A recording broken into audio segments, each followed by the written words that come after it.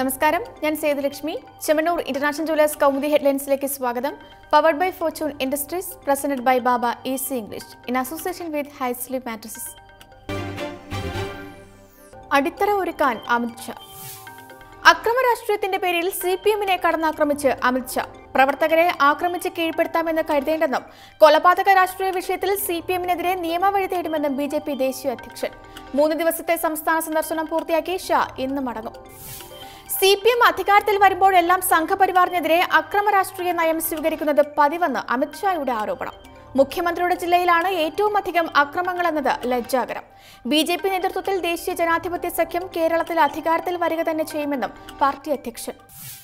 തലസ്ഥാനത്തെ പാർട്ടി യോഗത്തിൽ കേരളം പിടിക്കാൻ BJP-യുടെ കർമ്മ പദ്ധതി വിശദീകരിച്ച് അമിത്ഷാ. പിന്നാക്ക ന്യൂനപക്ഷ വിഭാഗങ്ങളെ ആകർഷിച്ചും കേന്ദ്ര പദ്ധതികളുമായി സാധാരണക്കാരിലേക്ക് ഇറങ്ങിച്ചെന്നും അടിത്തറ ശക്തമാക്കാൻ ആഹ്വാനം. നിലവിൽ പാർട്ടിക്കുള്ള വിഭവശേഷി വേണ്ടവിധം ഉപയോഗിച്ചാൽ അധികാരം അകലെയല്ലെന്നും ഷായുടെ ആത്മവിശ്വാസം. നികുതിയുടെ നടവഴി. തർക്കങ്ങൾ തീർത്ത് GST. സ്വർണത്തിന് 3% നികുതി ഏർപ്പെടുത്താൻ സംസ്ഥാനങ്ങൾക്കിടയിൽ സമവായം.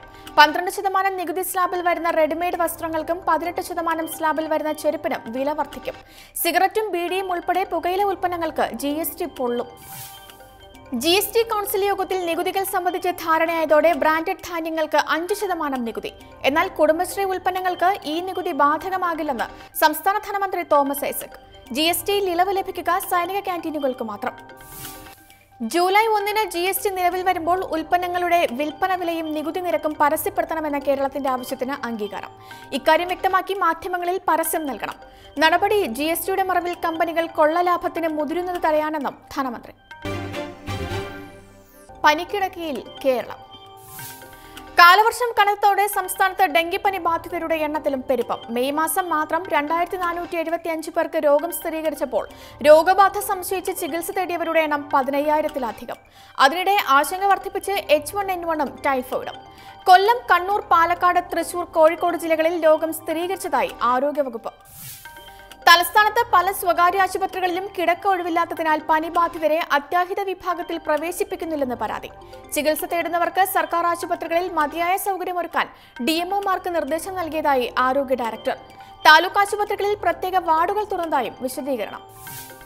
സംസ്ഥാനം പനിയിൽ വിറങ്ങലിക്കെ പരിസ്ഥിതി ദിനമായ നാളെ തദ്ദേശ സ്ഥാപനങ്ങളുമായി ചേർന്ന് ശുചിത്വ ഹർത്താൽ ആചരിക്കാൻ ആരോഗ്യവകുപ്പ്.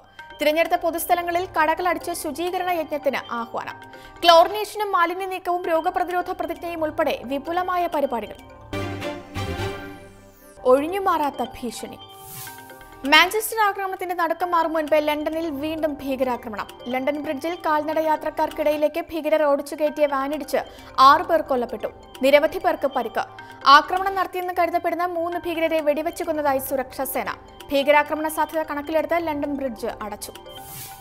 ലണ്ടനിലെ ആക്രമണ പരമ്പര ഈ മാസം 8-ന് പൊതുതെരഞ്ഞെടുപ്പ് പ്രഖ്യാപിച്ചിരിക്കെ മാഞ്ചസ്റ്ററിൽ പോപ്പ് ഗായിക അരിയാന ഗ്രാൻഡെയുടെ സംഗീത പരിപാടിക്കിടെ ഉണ്ടായ ഭീകരാക്രമണത്തിൽ 22 പേർ കൊല്ലപ്പെട്ടത് May 22-ന്.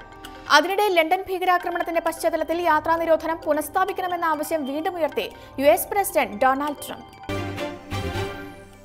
Chemmanur international jewellers Kaumudi headline സമാപിക്കുന്നു. Powered by fortune industries, presented by Baba easy English in association with hisleep mattresses. പ്രധാന വാർത്തകൾ ഇനി 1 മണിക്കൂറിന് ശേഷം. നമസ്കാരം.